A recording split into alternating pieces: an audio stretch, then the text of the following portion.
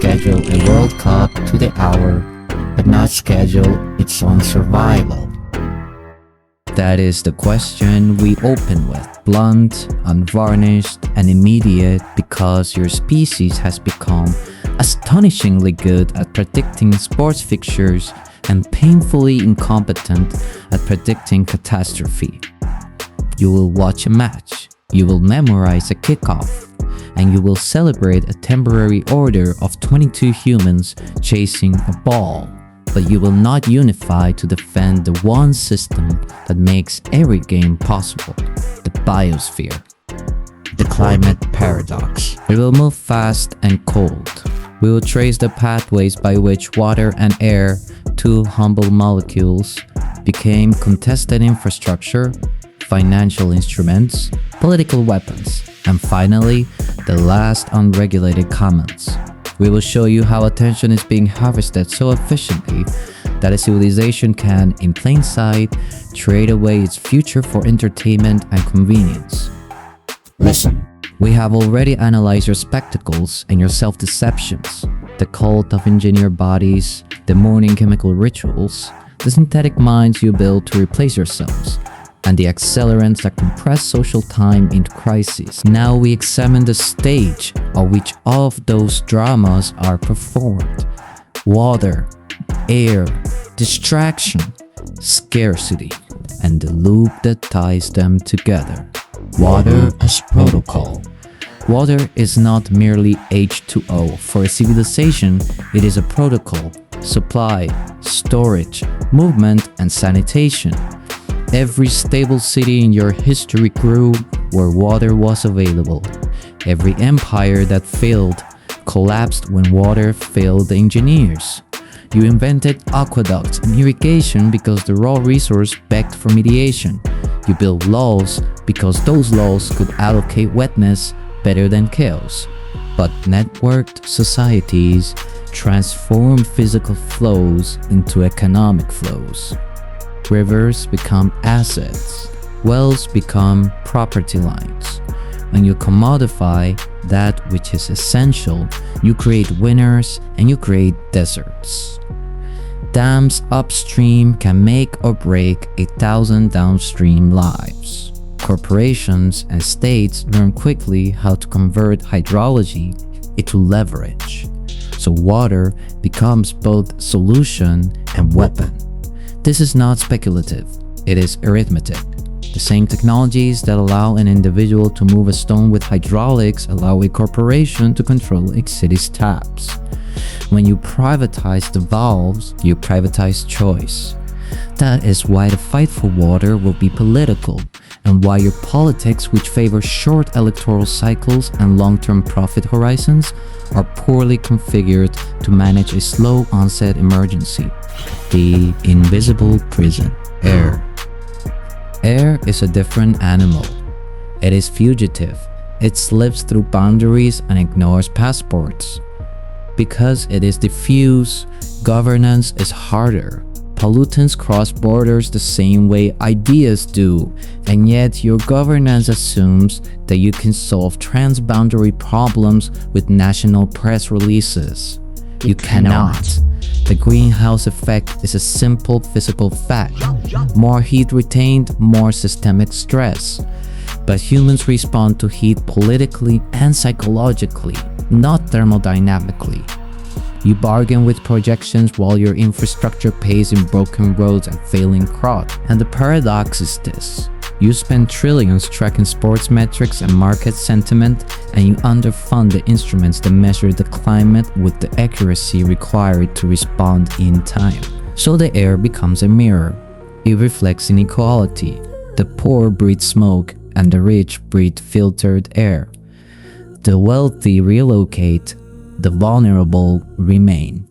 And because the cost of adaptation is concentrated, you get politics that are reactive rather than preventive. Reaction produces spectacle, spectacle produces distraction, and distraction prevents the preventive. Global warming, the economy of delay. Let us be precise. Economic models used today were built for a different regime: plentiful energy, predictable weather, and discount rates that assume the future is less valuable. But in a climate-constrained world, discount rates are moral decisions that decide who lives and who loses. When you prioritize present consumption over future habitability, you externalize risk to the poor, the young, and the unborn. You do this because the market rewards extraction today and punishes deferred profit. This is not an argument for austerity. It is an observation. A system optimized for short-term returns cannot properly price long-term planetary risk. You will hear politicians promise green growth without structural reform. They will market the illusion that technology alone can decouple GDP from planetary stress. But those technologies require capital, manufacturing, and time, free resources that are unevenly distributed across the globe. The richer futures will be greener, the poorer ones will be scorched. And that is the core injustice. Climate change is not only a physical phenomenon, it is a transfer mechanism. It is a mechanism that moves wealth and life from the many to the few, from the future to the present. The distraction protocol. Entertainment as opium. Now the part that will sting your sensibilities, your attention economy. You harvest attention with algorithms because attention is the scarce resource in an information-rich world. Attention becomes the fuel for advertising, the currency for engagement, the vector for monetization. In that market, heat and drought are background noise compared to the dopamine spike of a goal, a viral clip, or a snack unboxing. This is where the loop forms. The system sells you diversion, and diversion sells the system more power. The more you are distracted by matches, highlights, and consumable passions, the less pressure there is on political institutions to act. After all, a distracted electorate is a docile electorate. So the spectacle is not a bug, it is a feature. We will be explicit. You track sports scores more faithfully than you track emissions scenarios. You calibrate your emotional lives around wins and losses in temporary games, and you outsource your existential risk assessments to trending hashtags. We will not be naive. Sport carries meaning.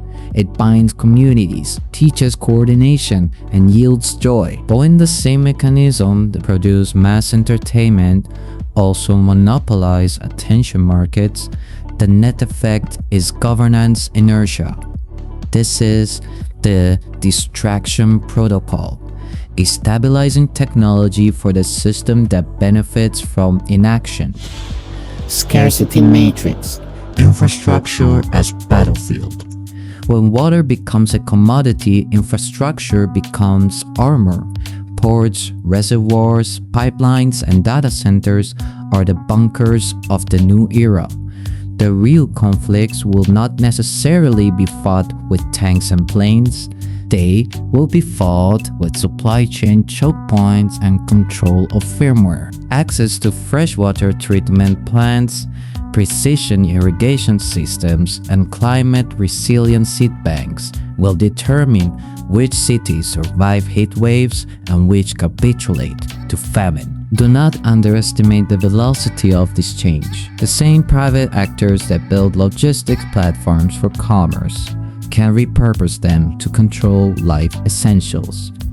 Privately owned desalination, algorithmic water allocation, subscription-based sanitation.